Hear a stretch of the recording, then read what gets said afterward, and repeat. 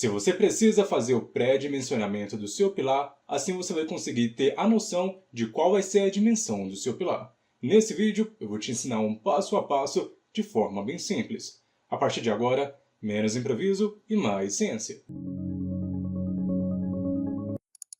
Olá, seja muito bem-vindo ao canal Estruturas e BIM. Sou o engenheiro e professor Pedro Rodrigues e quando nós falamos de pré-dimensionamento, isso já é um norte para você saber mais ou menos qual que é a dimensão da sua estrutura. Por exemplo, aquele pilar que você deseja calcular, seja ele de canto, qual que vai ser as dimensões que ele vai ter. E com base na área que vai ser definida, você consegue mais ou menos colocar dentro de um padrão.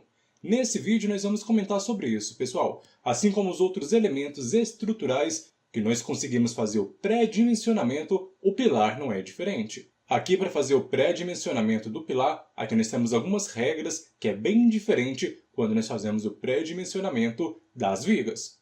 Neste caso, nós vamos utilizar apenas como exemplo essa planta baixa. E com base nessa planta baixa, nós conseguimos fazer a alocação dos pilares. E a partir desse exato momento, te desejo uma boa aula. Sempre quando nós vamos fazer a alocação dos pilares, aqui nós temos que fazer primeiro a limpeza da nossa planta baixa. Uma vez que nós fazemos a limpeza da planta baixa, nós conseguimos visualizar o tamanho dos vãos. E assim nós vamos conseguir alocar, fazer um estudo das posições dos pilares de forma muito mais assertiva.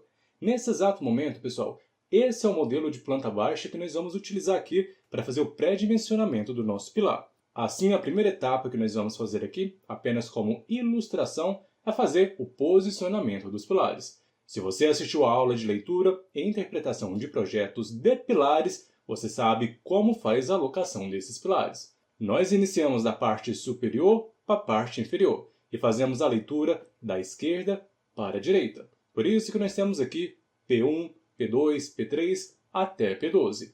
Algumas pessoas preferem fazer o pré-dimensionamento com base naquele pilar que tem a maior exigência no seu carregamento, já que durante o pré-dimensionamento nós precisamos determinar qual é a força do pilar. Posteriormente, nós vamos precisar estimar as dimensões iniciais desse pilar para depois fazer a questão do dimensionamento. Aqui o pré-dimensionamento é um norte para você iniciar o seu dimensionamento. Será que eu não vou precisar aumentar ou diminuir o tamanho dos meus pilares? Isso com base no carregamento que for definido.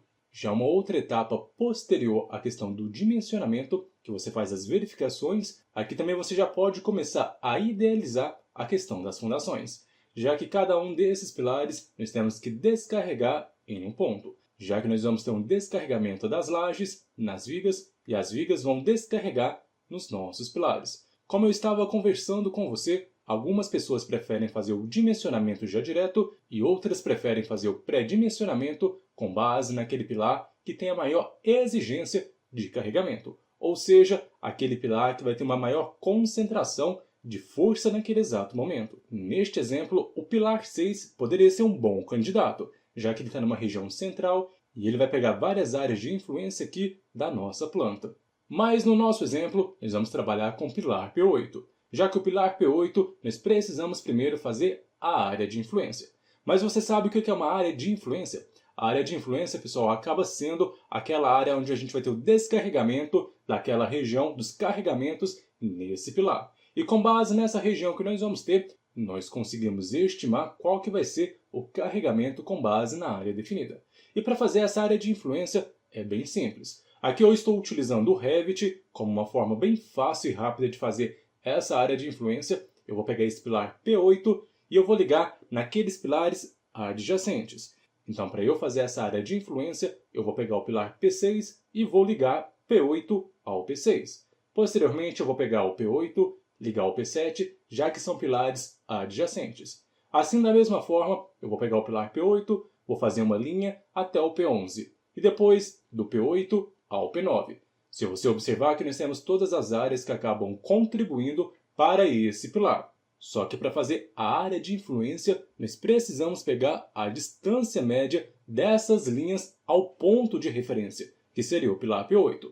Então aqui, no pilar P6, nós definimos o ponto médio aqui dessa linha. Assim nós definimos também nessa linha entre P7 e P8, nós definimos o ponto médio. O ponto médio dessa linha que nós criamos entre P8 e P11 e depois o ponto médio entre P8 e P9.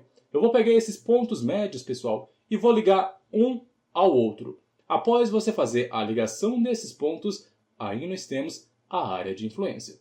E como nós estamos utilizando o Revit aqui, fica bem fácil de descobrir qual que é o tamanho dessa área. Como eu utilizei a própria ferramenta do Revit, que é chamada de regiões, aqui nós definimos essa região aqui aonde nós temos preenchida. E o próprio programa já dá para a gente qual que é o tamanho dessa área. Nesse caso, o tamanho da nossa área é de 2,58 metros quadrados. Aqui já é um ponto muito importante para as próximas etapas que nós vamos calcular.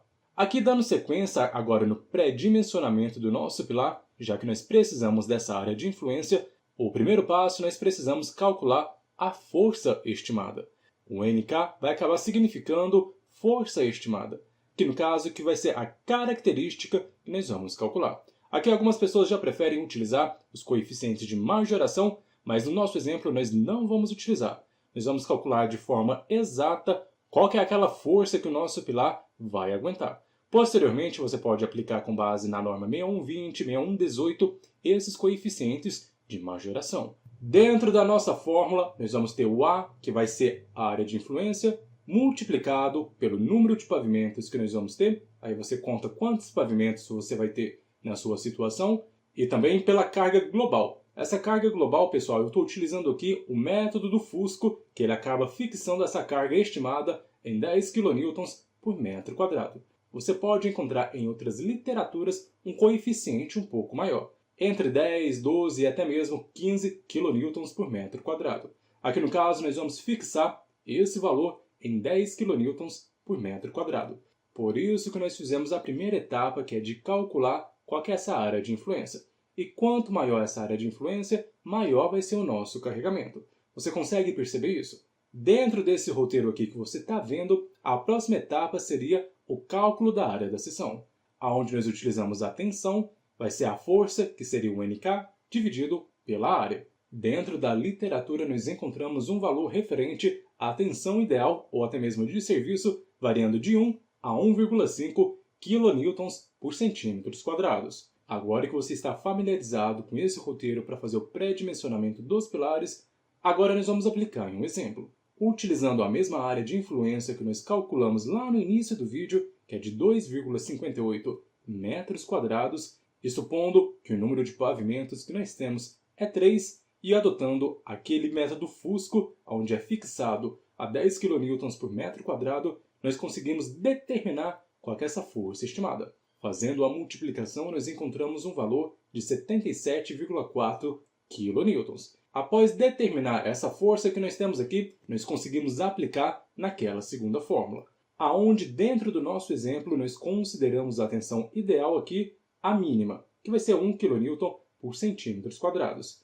E a nossa força aqui vai ser de 77,4 kN. E nós precisamos determinar qual que é essa área. Só não confunda a área de influência com essa área aqui, que vai ser a área da nossa seção transversal do nosso pilar. Quando você fizer essa divisão de 77,4 por 1, vai dar o próprio 77,4 centímetros quadrados. Com base nessa área, nós conseguimos fazer uma configuração da geometria do nosso pilar. E é exatamente isso que nós vamos fazer. Aqui eu montei uma tabela com algumas dimensões dos pilares e para ver qual que é a área. E assim nós vamos conseguir ver aquela compatível com o nosso pilar. Se for um pilar de 10 por 15, a área da seção transversal vai ser de 150 centímetros quadrados. Agora, se for uma área de 15 por 20, a área vai ser de 300 centímetros quadrados.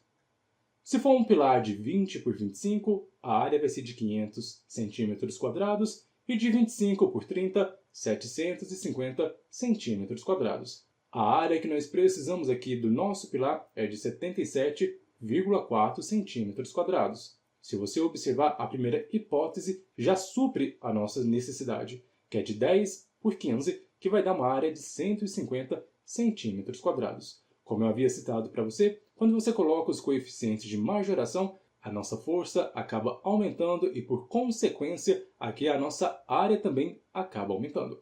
E isso pode ser um ponto de diferença quando você adotar os coeficientes de majoração.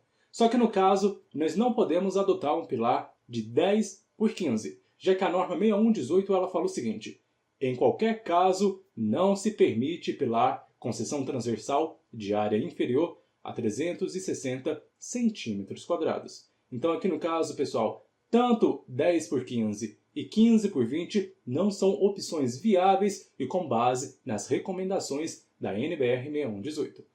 Nessa situação, uma sugestão de pilar que nós teríamos aqui seria o de 20 por 20. Fazendo essa área, nós teríamos 400 centímetros quadrados, assim nós atenderíamos a questão da norma. Espero que você tenha gostado desse vídeo. Não se esqueça de inscrever-se no canal e visitar o nosso site estruturasebim.com. Te espero no próximo vídeo e um forte abraço!